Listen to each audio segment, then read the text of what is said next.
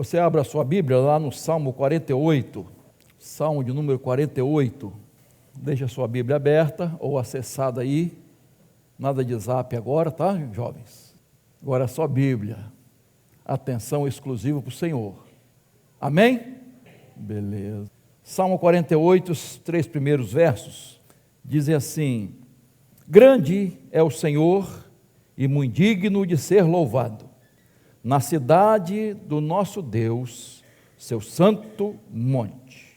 Alto e belo, alegria de toda a terra, é o monte Sião, para os lados do norte, a cidade do grande rei.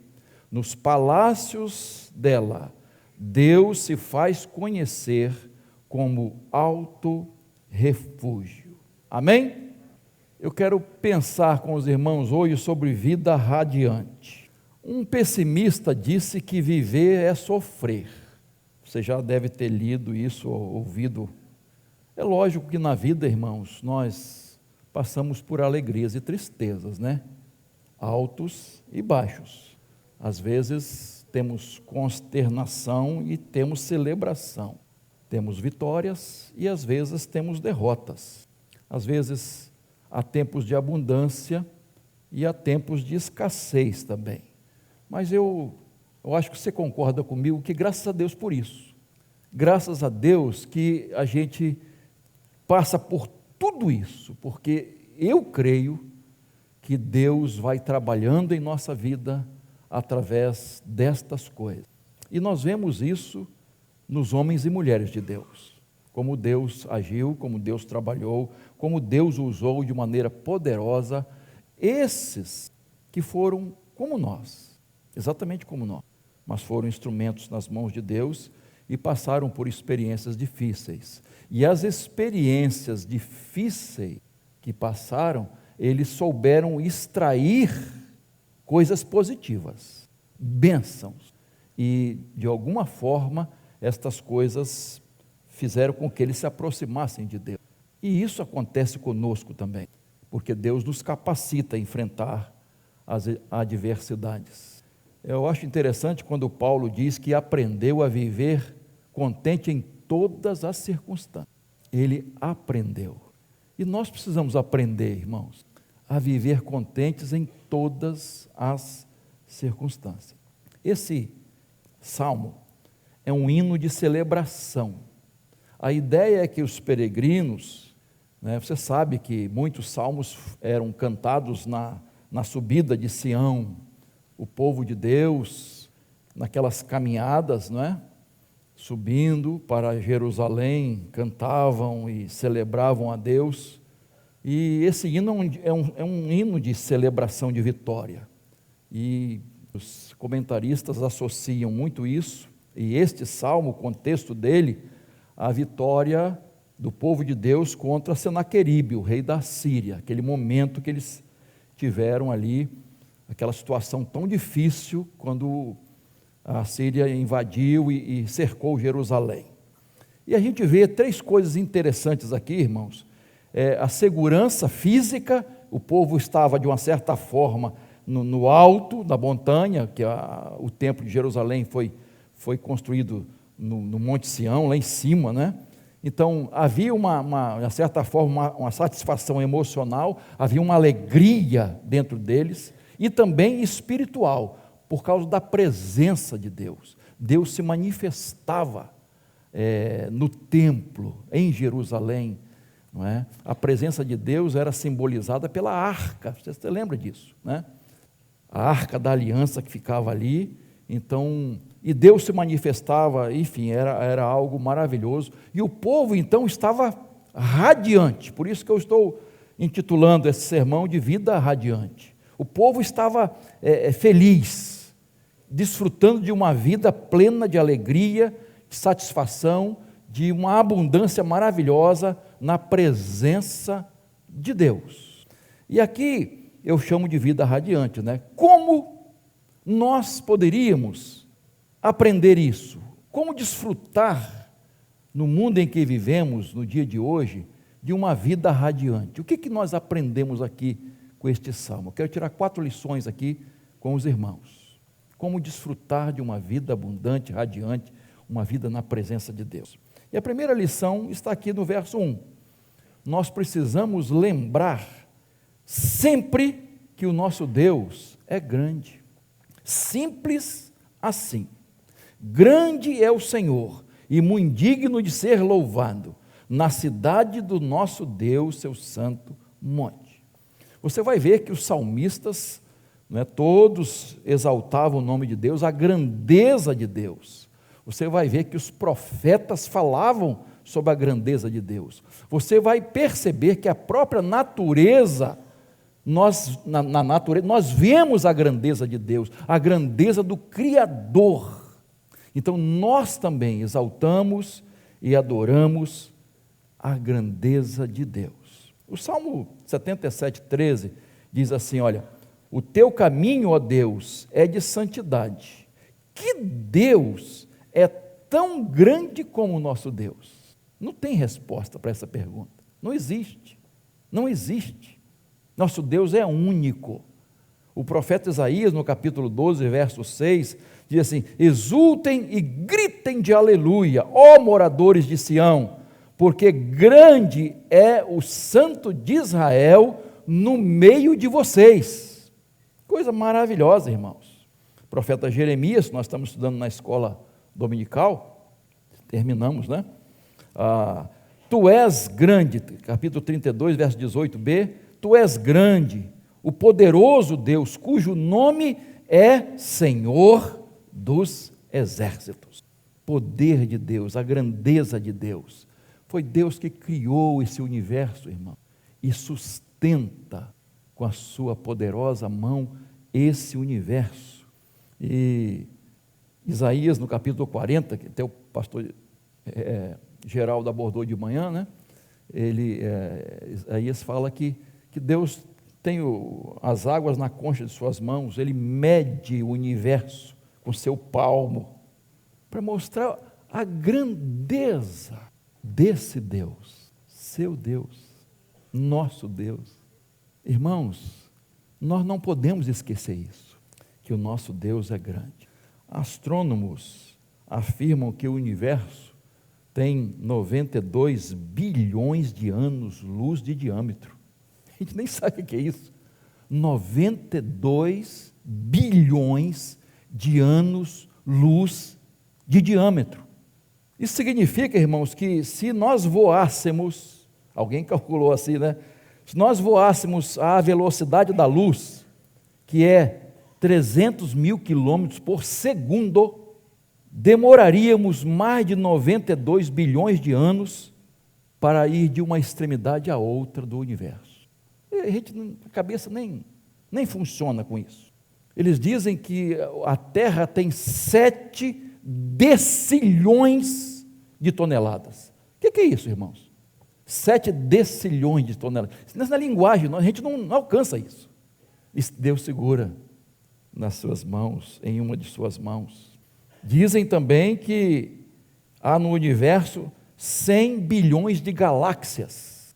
Nós estamos em uma. Qual é? Qual é a nossa galáxia? Via, não é nome de leite, né? Em pó não, né? de comida aí. Via Láctea. Olha só, há 400 bilhões de estrelas só em uma galáxia, na nossa. Irmão, a gente não consegue entender isso. Deus não só criou todas as coisas, todas as galáxias, essas estrelas, e conhece cada uma delas e dá nome a cada uma delas. Esse Deus é muito grande, irmãos. O nosso Deus é muito grande, irmãos. E aí a gente está com um macrocosmo, né? Imagina um micro, as coisas pequenas. Alguém disse que numa folha de árvore, uma pequena folha de árvore, é tão complexa que mais do que qualquer metrópole que nós conhecemos. Uma folhinha de uma árvore. Que uma gema de ovo é mais complexa do que qualquer máquina que o homem já criou até hoje. John Wilson, um renomado oftalmologista, disse que em cada um dos nossos olhos, olha só, tem cerca de 2 milhões de fios duplos encapados. E se não fosse assim, daria um curto-circuito e nós ficaríamos cegos. Você pode imaginar isso, irmãos? Num olho. É assim, eu fico assim, pasmado, né? Grandes estudiosos da biologia dizem que somos geneticamente computadorizados. Temos de 60 trilhões de células vivas em nosso corpo. 60 trilhões de células vivas. E em cada célula há 1,60 m de cadeia de DNA, onde estão gravados os nossos dados genéticos. Eu vou parar por aqui, irmãos. Pensa no nosso cérebro, irmãos. É algo assim, ininteligível. Não dá, irmãos. Esse é o nosso Deus, que fez todas as coisas, que não surgiu por acaso isso, irmãos. Não foi uma explosão cósmica, não foi evolução de milhões e milhões de anos, foi mão do Criador, do nosso Deus, Elohim.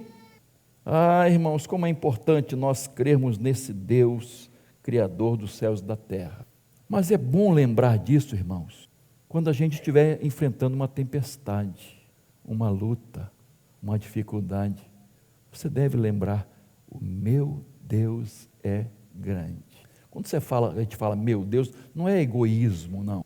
É no sentido de experiência pessoal, relacionamento pessoal. O meu Deus é grande. E eu vou deixar nas mãos dele.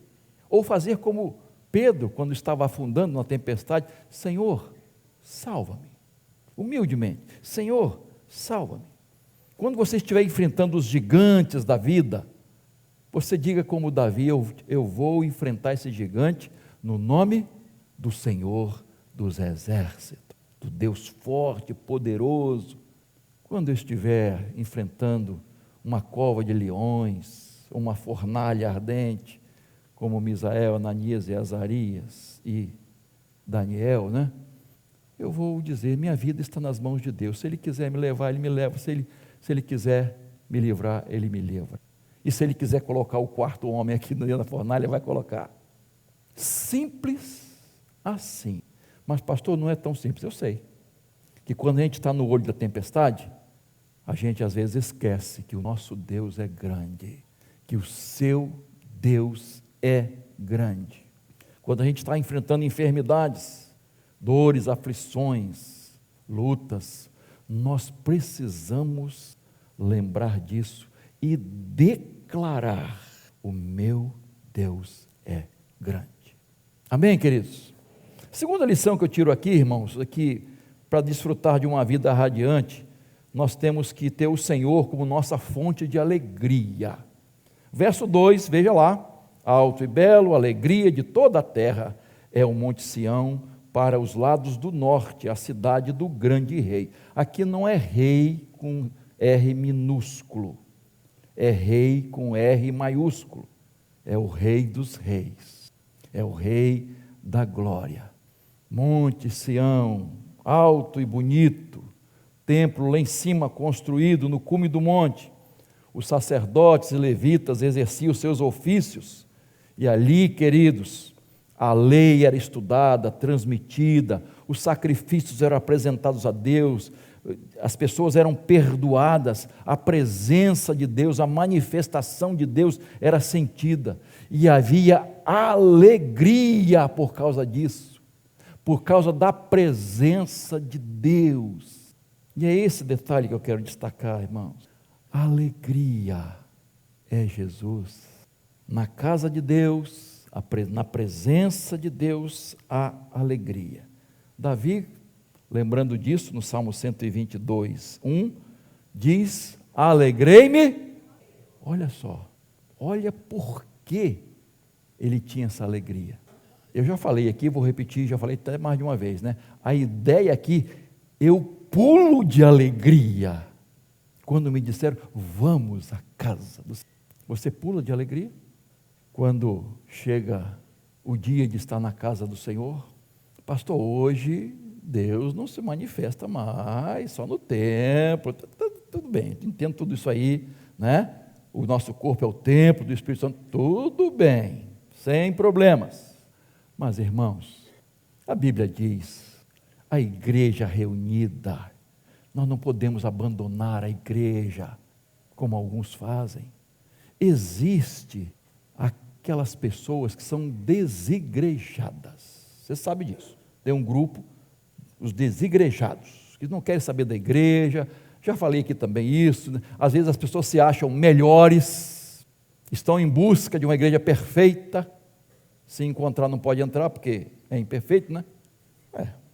Não existe igreja perfeita, porque não existe ninguém perfeito, não existe pastor perfeito, diácono perfeito, membro perfeito, sem ter nenhuma diferença e preferência. Mas o que eu quero destacar aqui, irmãos, existe um grupo que não é dos desigrejados, é o dos descompromissados, que esquecem que precisam santificar o dia do Senhor. O domingo, dia do Shabat, do descanso, é para você se dedicar ao Senhor. Pastor, não é todos os dias? Claro que é, mas nem o domingo. Quantas pessoas, irmãos, deixam de estar na casa de Deus por N motivos? Já viram como nós temos compromissos sociais, irmãos? Como nós temos aniversários para ir? E somos convidados e precisamos dar a presença? Muitos compromissos sociais. Sábado então, queridos, a gente precisa se preparar para o domingo, se preparar para o dia do Senhor. Será que os nossos filhos estão aprendendo que nós precisamos do dia do Senhor? De estar com o povo de Deus reunido, louvando, exaltando, um edificando o outro, celebrando, escola bíblica dominical, reuniões, celebrando o Senhor, exaltando o nome do Senhor, servindo ao Senhor. Será que os nossos filhos estão aprendendo isso, irmãos? Eles sabem o valor da igreja, que foi criada por Jesus, edificada por Jesus, organizada por Jesus. Então, espera aí, a igreja é importante. Mas pastor, a igreja não somos nós? Sim, mas a reunião da igreja, a celebração, o culto, nós precisamos valorizar isso, irmão. Nós passamos por uma pandemia aí, e fomos impedidos de estar aqui, irmãos. Que angústia, né, irmãos? Para alguns. Eu já falei aqui, irmãos, eu pregava aqui, sempre tinha um grupo aqui que ficou firme aqui, né? E louvado seja Deus por isso, mas os bancos vazios, irmãos, deu uma angústia. Sabe por quê, irmãos? Nós precisamos da igreja. Meu irmão, eu preciso de você e você precisa de mim. E tem até um corinho, né? Um cântico. Eu preciso de você, você precisa. Nós precisamos. Muito bem. Isso aí. Mas será que todo mundo está enxergando isso, irmãos? Que nós precisamos uns dos outros, precisamos estar unidos, que a bênção de Deus está sobre a igreja reunida também. A igreja unida, a igreja em comunhão. Então é importante, irmãos, nós valorizarmos o culto, a escola dominical, a reunião, santificar o dia do Senhor. Lembre-se disso, valorize a reunião do povo de Deus. Mas a outra coisa que eu destaco aqui, nessa ideia aqui, irmãos, é que a nossa alegria, a fonte maior de alegria é o Senhor. É isso que o texto está ensinando. A base, a razão maior da nossa alegria é o Senhor. Não são os bens materiais, irmãos. Não são as conquistas terrenas, ou qualquer outro tipo de prazer. Nem as bênçãos de Deus trazem alegria, claro. Mas o maior motivo da nossa alegria deve ser o Senhor. Jesus na nossa vida. É por isso que a gente canta e sabe do finalzinho de Abacuque, né? Ainda que, quantos hinos já foram feitos? Ainda que tudo esteja dando errado, que as coisas não estejam acontecendo como eu gostaria, que eu esteja passando por um aperto tremendo, ainda assim, Todavia, eu me alegrarei no Senhor e no Deus da minha salvação. A maior fonte de alegria do seu coração deve ser o Senhor. Eu sei que muitas coisas na vida trazem alegria para o nosso coração, mas nada se compara à alegria da salvação. Quando os discípulos voltaram radiantes, de alegria, por os demônios se nos sujeitam, o que Jesus disse? Alegrai-vos antes, pelo vosso nome estar escrito no céu, no livro da vida. Não tem maior alegria do que a salvação em Cristo Jesus. E Neemias diz, a alegria do Senhor é a nossa força. A alegria do Senhor. Oscar Niemeyer, esse grande arquiteto que desenhou Brasília lá, desenhou não, como é que fala? Projetou Brasília, depois ele falou, não devia ser em forma de avião, mas de camburão. Foi ele que disse, não foi eu não, tá? Ele disse assim um dia, eu gostaria de ter a alegria dos crentes. Eu gostaria de ter a alegria dos crentes. Uma ocasião, um grupo de jovens estava fazendo um luau numa praia, e cantando, se alegrando, brincando e tal, e alguém notou que tinha um homem distante assim, sentado, observando, olhando, ficou, até que um foi falar com ele, e aí, como é que vai o senhor? Ele estava chorando, irmão. Ele disse, como eu gostaria que os meus filhos estivessem entre vocês, que meus filhos conhecessem vocês, e tivessem essa alegria que vocês, essa felicidade que vocês têm. Eu gostaria que meus filhos conhecessem isso. Essa alegria vem do Senhor, só pode vir, mesmo que a gente enfrente tristezas, lutas, dificuldades, tempestades. A alegria que vem do Senhor não sai. Podemos ter momentos tristes, mas a alegria é fruto do Espírito Santo de Deus. Terceiro lugar, para desfrutar de uma vida radiante, precisamos crer que Deus é a nossa proteção, queridos. Verso 3, nos palácios dela, Deus se faz conhecer como alto refúgio. Por quê? Alto refúgio. Porque o povo se sente seguro, protegido na presença de Deus, onde Deus se revela, onde Deus está presente, se sente guardado, protegido, amparado pelo Senhor. É a mesma ideia do Salmo 46, Deus é o nosso refúgio e fortaleza, socorro bem presente nas tribulações. Não temeremos tempestades e os males que podem vir deste mundo, os terrores dessa vida. Há um rio cujas correntes alegram a cidade de Deus, o santuário das moradas do Altíssimo. Deus está no meio dela, não será abalada. O Senhor dos exércitos está conosco. O Deus de Jacó é o nosso refúgio. Irmãos, como é importante nós nos sentimos assim na presença de Deus, nesse mundo turbulento, nos riscos que corremos, nos perigos, sentir que Deus está guardando a nossa vida. Quantas vezes você já teve livramento na sua vida, irmão? Você nem sabe, nem eu. Quantas vezes Deus livrou você? Foi a mão de Deus. Irmãos, como é importante nós nos sentirmos seguros. E o Salmo 48, que estamos tratando, a partir do verso 4 até o verso 13, vão narrar como Deus livrou o povo de Israel, o povo de Deus, dos inimigos que cercaram Jerusalém, como Deus libertou esse povo. E isso está relatado em 2 Crônicas, capítulo 32.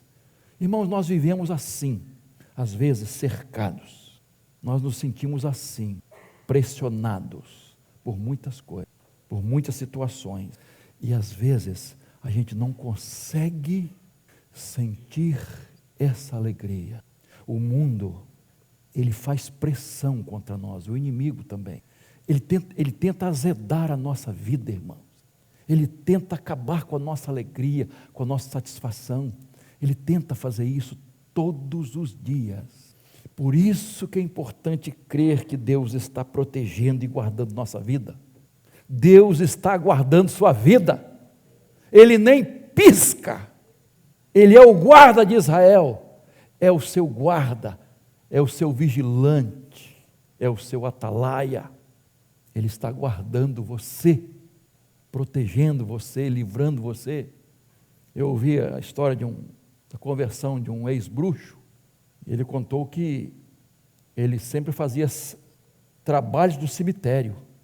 Ele dizia, vocês nem imaginam a imundície que era o trabalho no cemitério, de pegar corpos, e violar as sepulturas, e pegar aqueles corpos e fazer trabalho com aqueles corpos em putrefação, podres. Ele falou, é muita sujeira. Ele disse que um dia ele estava fazendo um trabalho desse, e um corpo que tinha 14 dias, mais ou menos, coisa, você pode imaginar, né? E disse que quando tirou a tampa do caixão e foi pegar no caixão, fazer o trabalho no corpo, que eu nem sei que tipo de trabalho é, e nem quero saber, né? Nem você. Ele disse que o diabo se apresentou do lado dele. Ele que disse. O diabo se apresentou do lado dele e disse, epa, nesse corpo não, ele me pertence, é dos meus. Aí, olha o testemunho dele. Ele falou assim, gente, se esse Deus guarda os mortos assim, que dirá os vivos? Então é desse Deus que eu preciso.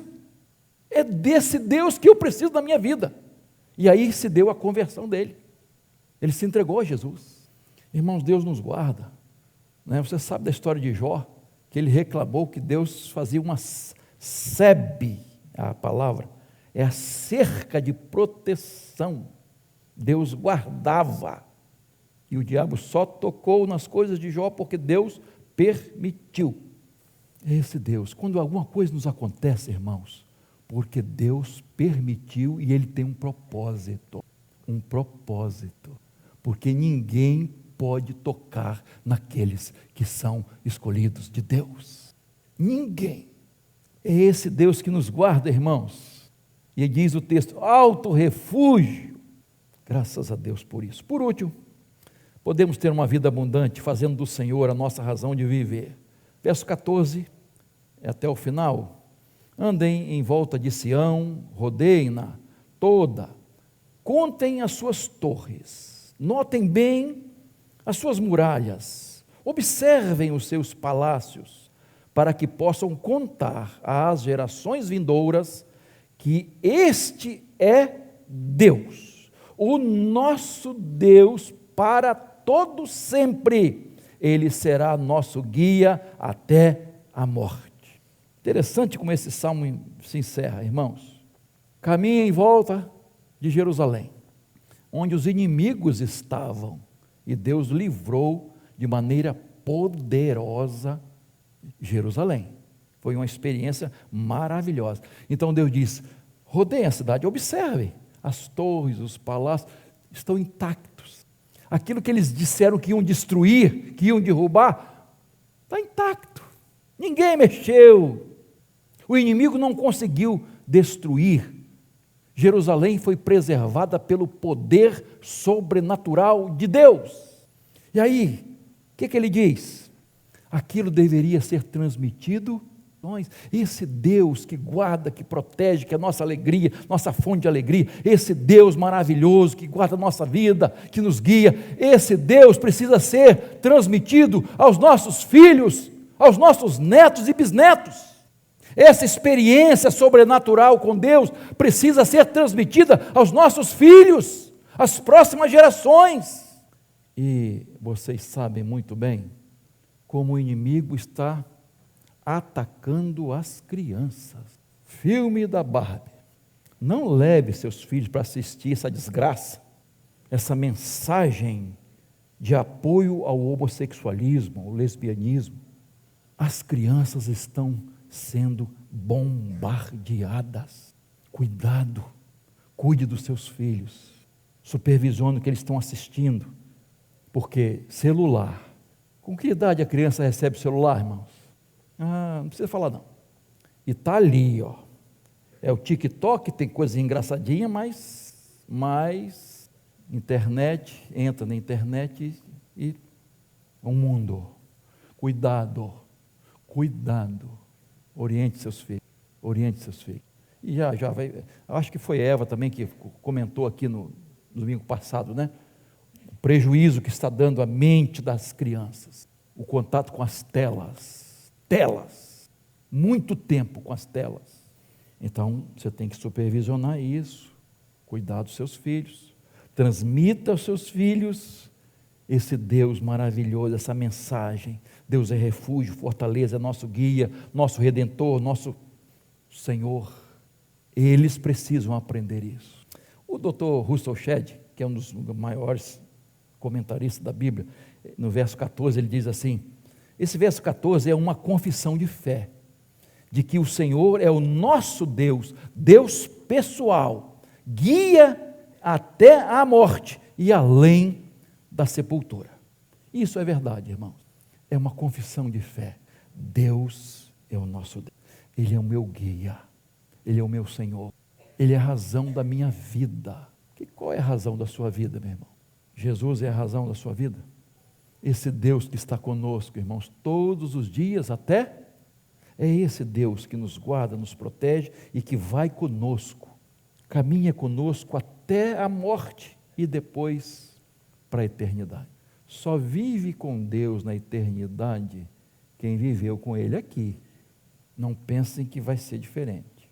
Então, o que esse texto, o Salmo encerra dizendo? Irmãos, a nossa razão de viver, Ele é a nossa vida. Ele traz perdão, paz, alegria, vida abundante, vida plena, vida eterna. Jesus, o Senhor, é a minha vida. Entreguei minha vida a Ele e eu quero viver para Ele. Jesus morreu por mim, eu quero viver para Ele, porque Ele perdoou lá na cruz todos os meus pecados e vai me levar para sempre, para viver com Ele por toda a eternidade, porque Ele é a razão da minha existência. A razão da minha. Quando nós fazemos isso, irmãos, segundo este salmo, 4 coisas, nós vamos desfrutar de uma vida radiante, abundante, feliz. O nosso Deus é grande, nada se compara a Ele, é a fonte da nossa alegria, a base fundamental da nossa alegria de viver. Ele nos protege e Ele nos conduz para todo sempre. Você já fez essa decisão de servir a Jesus? Você já entregou sua vida a Ele? Desde a minha época de seminário, tem muito tempo, tinha uma piada, não é uma história, é uma piada que se contava, a gente aprendeu logo cedo. A história diz o seguinte, que o Papa estava doente e precisava de um transplante de coração. Aí, gente, quem vai doar o coração para o Papa? Todo mundo, né? Poxa, quem vai ser o felizardo para doar o coração para o Papa? Ele vai ter que fazer essa cirurgia, breve agora.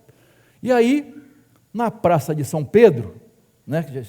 Eu nunca fui lá, mas você já viu também, né? Se você não foi, como eu, fica empinhado de gente. Tem época que só vê as cabecinhas das pessoas.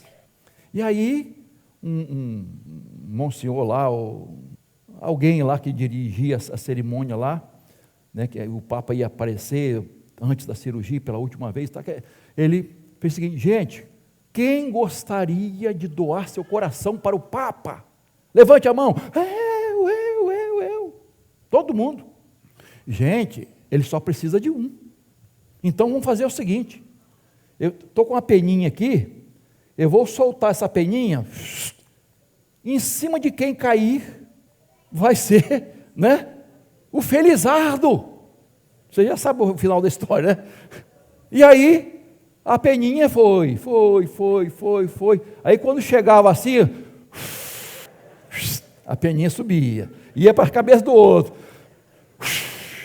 e a peninha ia, enfim, não caiu na cabeça de ninguém. Às vezes, é uma piada, né, queridos? Mas às vezes a gente vê isso na prática, acontecendo. As pessoas precisam entregar o coração a Jesus, a vida a Jesus, estão adiando, arrumando desculpas, até falam, até sente alguma coisa, mas não estão dispostas a entregar o coração a Jesus.